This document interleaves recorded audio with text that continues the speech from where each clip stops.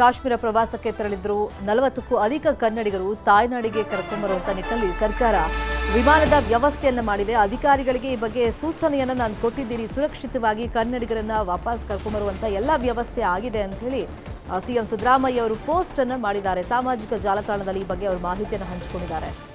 ಪ್ರತಿಯೊಬ್ಬ ಕನ್ನಡಿಗನನ್ನು ಕಾಶ್ಮೀರದಿಂದ ಕ್ಷೇಮವಾಗಿ ಕರೆತರುವಂತ ಸಂಕಲ್ಪವನ್ನ ರಾಜ್ಯ ಸರ್ಕಾರ ಮಾಡಿದೆ. ಸುರಕ್ಷಿತವಾಗಿ ಕರ್ಕೊಂಡು ಬರುವಂತ ನಿಟ್ಟಿನಲ್ಲಿ ಸರ್ಕಾರ ಕಾರ್ಯಾಚರಣೆಯನ್ನ ಮಾಡ್ತಾ ಇದೆ. ಪ್ರತಿಯೊಬ್ಬ ಕನ್ನಡಿಗರನ್ನು ಕೂಡ ಕ್ಷೇಮವಾಗಿ ಕರ್ಕೊಂಡು ಬರಲಾಗುತ್ತೆ ಅನ್ನೋ ಭರವಸೆಯನ್ನ ಸಿದ್ದರಾಮಯ್ಯ ಅವರು ಕೊಟ್ಟಿದ್ದಾರೆ. ಅಂದ್ರೆ ಸಹಜವಾಗಿ ಒಂದು ಆತಂಕದ ಪರಿಸ್ಥಿತಿ ಈಗ ಅಲ್ಲಿದೆ.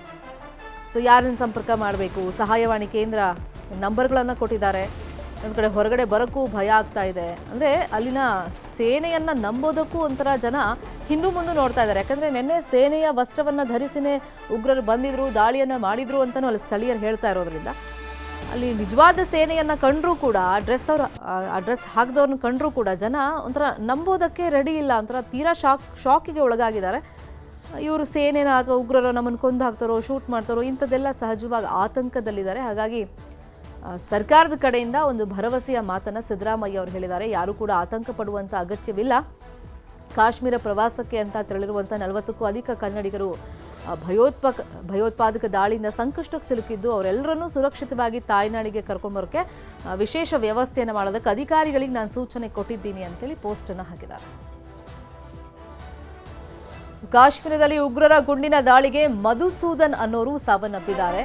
ಇವರು ಬೆಂಗಳೂರಲ್ಲಿ ನೆಲೆಸಿದ್ರು, ಆದರೆ ಆಂಧ್ರ ಮೂಲದವರು. ಇವರು ಪಹಲ್ಗಾಮ್ನಲ್ಲಿ ಬಸ್ನಲ್ಲಿದ್ರು. ಮಧುಸೂದನ್ ರಾವ್ ಸೇನಾ ಸಮವಸ್ತ್ರದಲ್ಲಿ ಬಸ್ಗೆ ಉಗ್ರರು ಎಂಟ್ರಿ ಆಗಿದ್ರು. ಮಧುಸೂದನ್ಗೆ ನೀವು ಯಾವ ಧರ್ಮ ಅಂತಷ್ಟೇ ಪ್ರಶ್ನೆ ಕೇಳಿರೋದು. ಭಯದಲ್ಲಿ ಇದ್ದಂಥ ಮಧುಸೂದನ್ ಮುಸ್ಲಿಂ ಅಂತ ಹೇಳಿದ್ರಂತೆ. ಸಹಜವಾಗಿ ಒಂದು ಆತಂಕ ಆಗುತ್ತಲ್ಲ, ಯಾರೋ ಬರ್ತಾರೆ, ಅಲ್ಲಿ ಟೆನ್ಷನ್ ಕ್ರಿಯೇಟ್ ಆಗಿರುತ್ತೆ. ನೀವು ಯಾವ ಧರ್ಮ ಅಂತ ಸಡನ್ ಆಗಿ ಕೇಳ್ತಾರೆ. ಅವಾಗ ಅವರು ಮುಸ್ಲಿಂ ಅಂತ ಆನ್ಸರ್ ಮಾಡಿದ್ದಾರೆ. ಆಗ ಜೇಬ್ನಿಂದ ಕುರಾನ್ ತೆಗೆದು ಓದು ಅಂತ ಉಗ್ರ ಹೇಳಿದಾನಂತೆ.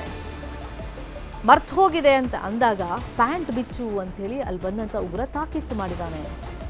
ಇಲ್ಲ ನಾನು ತೆಗೆಯಲ್ಲ ಅಂಥೇಳಿ ಅವ್ರು ಒಪ್ಕೊಳ್ಳಿಲ್ಲ. ಯಾವಾಗ ಅವರು ಒಪ್ಕೊಳ್ಳಿಲ್ಲ, ಮಧುಸೂದನ್ ತಲೆಗೆ ಉಗ್ರ ಗುಂಡನ್ನು ಹೊಡೆದಿದ್ದಾನೆ.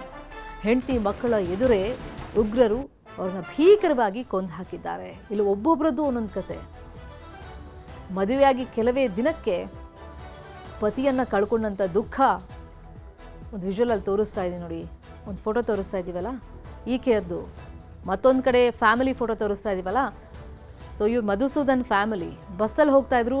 ಸೇನಾ ವಸ್ತ್ರದಲ್ಲಿ ಎಂಟ್ರಿ ಕೊಟ್ಟಂಥ ಉಗ್ರ ಫಸ್ಟ್ ಧರ್ಮ ಕೇಳಿದ್ದಾನೆ. ಮುಸ್ಲಿಂ ಅಲ್ಲ ಅಂತ ಗೊತ್ತಾಗ್ತಿದ್ದಂಗೆ ಶೂಟ್ ಮಾಡಿದ್ದಾನೆ. ಉಗ್ರರ ಪೈಶಾಚಿಕ ಕೃತ್ಯ ಹೇಗಿತ್ತು, ಮೃತ ಮಧುಸೂದನ್ ಸಂಬಂಧಿಕರು ನ್ಯೂಸ್ 18ಗೆ ಅದನ್ನು ఎక్స్‌ప్లెయిన్ ಮಾಡಿದ್ದಾರೆ. కేరళ పంపిమా న్యూస్ 18 నుంచి అదే తెలిసింది మధుసూదన్ రావు తనకి బుల్లెట్ తగిలింది మా బ్రదర్ ఇన్ లాకి. ఓకే. సో పక్కన మా సిస్టర్ ఇద్దరు పిల్లలు కూడా ఉన్నారు. వాళ్ళని టచ్ చేయలేదు అనమాట, ఫ్యామిలీ టచ్ చేయలేదు. సో వాళ్ళు ఐడి కార్డ్స్ చూసి ముస్లిమా, నువ్వు ముస్లిమా హిందువా అట్లా అడుగుతున్నారంట. సో ఇన్ కేస్ ముస్లిం అంటే ఖురాన్ లో చెప్పమంటున్నారంట.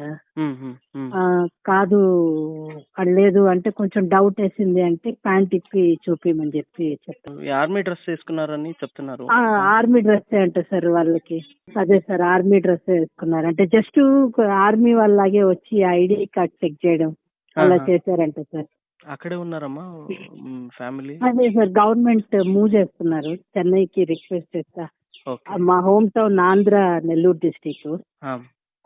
సో చెన్నైకి మూవ్ చేస్తామన్నారు. అక్కడ నుంచి మా హోమ్ టౌన్ కి అరేంజ్ చేస్తారు అని చెప్పి అంటున్నారు సార్.